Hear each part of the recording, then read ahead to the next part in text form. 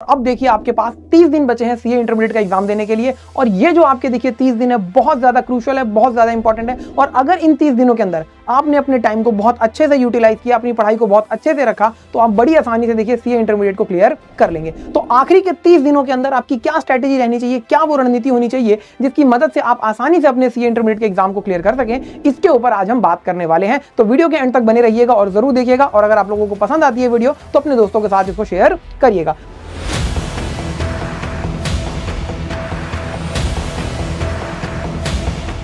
तो sir CA intermediate के अंदर जो आपकी स्ट्रेटेजी रहने वाली है 30 दिनों के अंदर, वो देखिए, अगर आप चाहे सिंगल ग्रुप दे रहे हैं या बोथ ग्रुप दे रहे हैं, अगर आप बोथ ग्रुप दे रहे हैं तो यहां पर आपके लिए लड़ाई जो है थोड़ी और मुश्किल हो जाती है, तो आपको और ज्यादा मेहनत करनी है। और एक चीज मैं यहां पर उम्मीद कर रहा हूं कि आप कम से कम 8 से 10 घंटे पढ़ रहे हैं और जो बच्चे बोथ ग्रुप ले जा रहे हैं वो 10 से 12 घंटे की अपनी स्टडीज जो है वो कंटिन्यूअसली कर रहे हैं। ठीक है जी। तो सर किस तरीके से हमें अपनी तैयारी करनी चाहिए? 6 पेपर आपके पास है ग्रुप 1 के अंदर। एडवांस अकाउंट्स, लॉ और टैक्सेशन की बात करते हैं। और ग्रुप 2 की बात करें तो कॉस्टिंग, ऑडिट और फाइनेंशियल मैनेजमेंट और स्ट्रेटेजिक मैनेजमेंट, ये आपके पास पेपर है। तो इन सभी पेपर्स के ऊपर हम बात करने वाले हैं और इनके अंदर कौन से आपके इंपॉर्टेंट टॉपिक्स हैं इसके ऊपर भी मैं आपसे बात करूंगा। तो वीडियो के एंड तक जरूर बने रहिएगा। तो इसके लिए देखिए आपको कुछ जनरल चीजों का ध्यान रखना है और उन बातों को अगर आप ध्यान रखते हैं तो आसानी से क्लियर कर लेंगे। तो सर यहां पर देखिए मैं उम्मीद कर रहा हूं कि आप लोगों ने जितना भी अपना कोर्स है वो सारा कंप्लीट कर लिया है। और अगर किसी बच्चे का कोई टॉपिक रह गया है तो प्लीज नए टॉपिक को हाथ मत लगाइएगा। जितनी चीजें आपने कर ली हैं उनको बहुत अच्छे से कर लीजिए, उनकी रिवीजन बार बार करिए। क्योंकि अगर आपने किसी नए टॉपिक को उठाया तो उस टॉपिक को आप उतने अच्छे से देखिए अभी अपने दिमाग के अंदर बैठा नहीं पाएंगे और उसके ऊपर अगर एग्जाम में क्वेश्चन आया तो जो आती हुई चीजें हैं उनको भी देखिए कहीं ना कहीं आप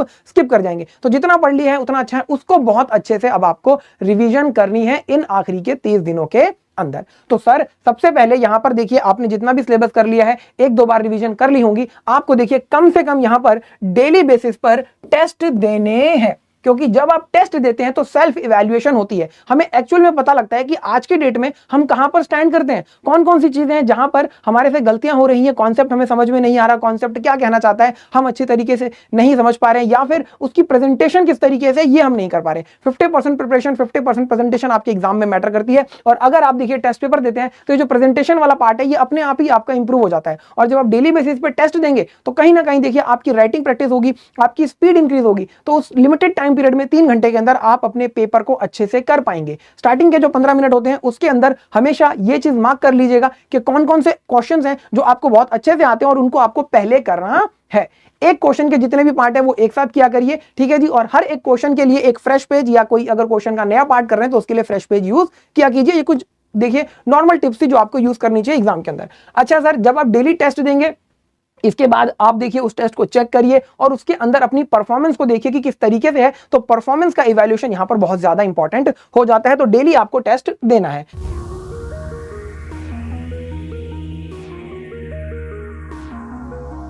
अब सर आपको टेस्ट देना है, टेस्ट आप दे रहे हैं, लेकिन इसके साथ साथ रिवीजन भी करनी है। तो रिवीजन के लिए देखिए मैं उम्मीद करता हूं कि आपने अपने नोट्स बनाए होंगे। ठीक है जी। उन नोट्स को बहुत अच्छे से 2 से 3 बार पढ़िए किसी भी पर्टिकुलर टॉपिक की रिवीजन करने से पहले। ठीक है जी। अकाउंटिंग स्टैंडर्ड आप पढ़ रहे हैं तो अकाउंटिंग स्टैंडर्ड को 2-3 बार पढ़िए, क्या उसमें लिखा गया, क्या क्या बातें हैं, कुछ क्वेश्चंस हैं वो देखिए। 2-3 बार जब ऐसा कर लेते हैं फिर अपने और क्वेश्चंस की प्रैक्टिस करिए। ठीक है जी। और डेली बेसिस पे कम से कम आपको 10 क्वेश्चंस की प्रैक्टिस करनी है। और यहां पर जब मैं कहता हूं कि 10 क्वेश्चंस की प्रैक्टिस करनी है, इसका मतलब कि वो क्वेश्चन आप इस तरीके से करेंगे कि एग्जाम में लिख रहे हैं। क्योंकि यहां जब आप डेली बेसिस पे 10-10 क्वेश्चन की प्रैक्टिस करेंगे इस तरीके से कि एग्जाम में लिख रहे हैं, तो वहां पर उस एक क्वेश्चन को बहुत आसानी से आप कर पाएंगे। क्योंकि यहां पर आपने देखिए वर्किंग नोट प्रॉपर्ली नहीं बनाए, आपने स्किप कर दी चीजें, फॉर्मेट्स वगैरह आप अच्छे से नहीं बना पा रहे हैं, तो वहां पर अगर आप बनाने की कोशिश करेंगे तो वो ठीक से नहीं बनेगा। और अगर आप बनाएंगे तो टाइम ज्यादा लगेगा। तो जब घर पे ही आप अच्छे से प्रैक्टिस कर रहे हैं तो वहां पर ऑटोमेटिकली वो चीज देखिए डेवलप हो जाती है, इनहेरेंट हो जाती है आपकी राइटिंग स्किल्स के अंदर और आप आसानी से कर पाते हैं। इसके साथ साथ सिर्फ 10 क्वेश्चन ये आपको ऐसे हैं जो फुल फ्लेज हाथ से करने हैं। इसके अलावा जो क्वेश्चन हैं वो आप देख सकते हैं, उनके वर्किंग नोट्स बना सकते हैं, उनको ऊपर से आप कैलकुलेटर पे सॉल्व कर सकते हैं। लेकिन कम से कम 10 क्वेश्चन तो सर जरूर करने हैं। इसके बाद जो सबसे ज्यादा इंपॉर्टेंट चीज आती है देखिए वो है आपकी थ्योरी बहुत ज्यादा इंपॉर्टेंट होती है न्यूमेरिकल पेपर्स के अंदर भी, और जो आपके थ्योरेटिकल पेपर है वहां तो खैर बहुत ज्यादा इंपॉर्टेंट है ही। ठीक है जी। तो थ्योरी को आपको बहुत ज्यादा ध्यान रखना है और थ्योरी की भी आपको राइटिंग प्रैक्टिस करनी है। अक्सर जब हम देखिए टेस्ट पेपर चेक करते हैं बच्चों के, तो बच्चे देखिए प्रोविजन जब लिखते हैं, लॉ की मैं बात करूं जैसे, या आपका ऑडिट हो गया, जीएसटी के अंदर आपकी थ्योरी होती है, इनकम टैक्स के अंदर आपकी थ्योरी होती है, वहां पर प्रोविजंस को बहुत कंसाइज वे में लिखते हैं। 4 नंबर का क्वेश्चन है, बच्चे 4 लाइनों में खत्म कर देते हैं। ऐसा नहीं करना है आपको। क्वेश्चन की वेटेज के हिसाब से आपको एक्सप्लेन करना आना चाहिए कि किस तरीके से आप करेंगे। और ये चीज आप तभी कर पाओगे जब आप थ्योरी की प्रैक्टिस घर पे करोगे हाथों से लिखकर। तो हर रोज आपको थ्योरी की प्रैक्टिस करनी है और देखिए कम से कम आप 5 to 7 पेजेस डेली बेसिस पर थ्योरी के लिखने की प्रैक्टिस किया करिए, तभी ये चीज होती है। ठीक है जी, तो आपको थ्योरी क्वेश्चंस को हाथ से जरूर लिख के देखना है। इसका मतलब ये नहीं कि पूरी की पूरी थ्योरी लिखना शुरू कर दी, नहीं। अगर आपने 10 क्वेश्चन याद करे तो 3-4 क्वेश्चन कम से कम हाथ से जरूर लिख के देख लीजिएगा। जैसा कि मैंने आपको कहा कि टेस्ट के बेसिस पर आपको अपनी परफॉर्मेंस को एनालाइज करना है, तो ये चीज आप जरूर करेंगे, तभी आपको पता लग पाएगा कि कहां गलती हो रही है, कहां पर इंप्रूवमेंट करनी है। इंप्रूवमेंट करना ही बहुत जरूरी है। कई बार बच्चे क्या करते हैं, टेस्ट तो देते चले जाते हैं, लेकिन उसके अंदर जो फीडबैक है उस पर काम नहीं करते। कहां गलती हो रही है, सेम आपने 5 पेपर दिए, सेम गलती 5 पेपर में, कोई फायदा नहीं टेस्ट पेपर देने का। इससे अच्छा क्या है कि आपने 3 पेपर दिए होते और उन 3 के अंदर जो कमियां आई थी आपकी, उन कमियों पे आप काम करते। तो अपनी कमियों को जरूर दूर करिए और जो गलतियां हो चुकी हैं उनको रिपीट मत करिए। ठीक है जी, तो परफॉर्मेंस एनालिसिस आपको जरूर करना है। अब सर यहां पर जब मैंने आपसे बात कही कि आपको रिवीजन करनी है कॉन्सेप्ट्स की, आपके पास अपने नोट्स हैं, और अगर किसी बच्चे के पास देखिए अपने नोट्स नहीं है, तो हमारे पास देखिए परफेक्ट रिवीजन बुक है। जैसा कि मैं आपको दिखा दूं, ये एडवांस अकाउंटिंग की परफेक्ट रिवीजन बुक है। इसी तरीके से सभी सब्जेक्ट्स की आपको देखिए हमारे से परफेक्ट रिवीजन बुक मिल सकती है, जिसके अंदर बहुत कंसाइज वे में प्रोविजंस लिखे हुए हैं, इसके ऊपर कुछ क्वेश्चंस भी हैं, तो आप इस बुक का यूज कर सकते हैं। इसके साथ साथ देखिए आपके पास जो कंसाइज नोट है और पीआर बुक, जैसा कि मैंने बताया, आप इसको रेफर कर सकते हैं। अपने कंसाइज नोट अगर आपके पास बने हुए हैं तो सबसे अच्छी बात है। अपने नोट से अच्छा कुछ भी नहीं होता है, क्योंकि आपको पता होता है कि किस पॉइंट पे आपने क्या बात लिखी है, और जैसे ही आप उस चीज को पढ़ोगे आपको पूरा कॉन्सेप्ट रिकॉल हो जाएगा। ये तो बात हुई कि सर उन कुछ बातों की जो आप करेंगे तो अच्छे से अपनी तैयारी कर सकते हैं।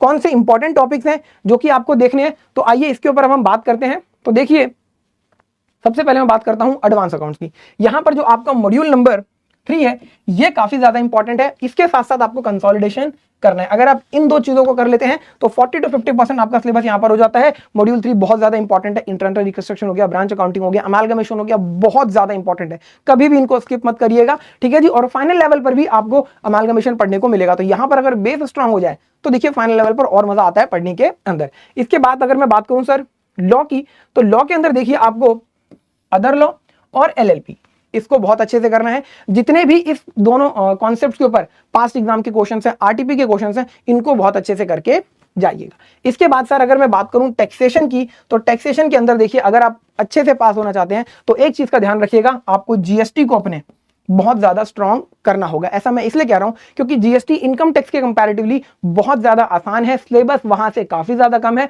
बहुत कम मेहनत करके आप जीएसटी के अंदर बड़ी आसानी से देखिए स्कोर कर सकते हैं। इनपुट टैक्स रेट चैप्टर आपका 10 नंबर का क्वेश्चन पहला आपको देखने को मिल सकता है इस बार एग्जाम में। अभी तक 8-8 नंबर का आया करता था कंपलसरी। इसके बाद इनकम टैक्स की बात करूं तो 5 हेड को बहुत अच्छे से कर लीजिएगा। इसके साथ साथ देखिए जो क्लबिंग सेट ऑफ है वो काफी ज्यादा आसान चैप्टर्स हैं, उनको भी कर लीजिएगा। टीडीएस टीसीएस के लिए मैं बता दूं, डेली आपको 5 से 7 क्वेश्चन टीडीएस टीसीएस के पढ़ लेने हैं। आपको 30 दिनों के अंदर अंदर टीडीएस टीसीएस के देखिए जितने भी क्वेश्चन है विद प्रोविजंस याद हो जाएंगे सेक्शन नंबर के साथ। बस डेली पढ़ते रहना है, जिसमें 10 से 15 मिनट का टाइम आपका लगने वाला है। बात करूं सर अगर कॉस्टिंग की, बहुत ज्यादा इंपॉर्टेंट देखिए सब्जेक्ट, इसके अंदर standard costing, marginal costing, budget, activity based costing, cost sheet, इतना आप कर लेते हैं। इसके साथ साथ जो आपकी थ्योरी है कॉस्टिंग की, बहुत ज्यादा इंपॉर्टेंट है। मैं बार बार कहता हूं थ्योरी, ठीक है जी, इसको जरूर करेंगे। 50% आपकी यहां पर बड़ी आसानी से तैयारी हो जाती है। बड़ी आसानी से आप इन चैप्टर्स को कर कर अपनी 50% से ज्यादा की स्कोर ला सकते हैं। इसके बाद सर अगर हम बात करें आपके ऑडिट की, तो ऑडिट के अंदर देखिए चैप्टर नंबर 2, 4, 5, 7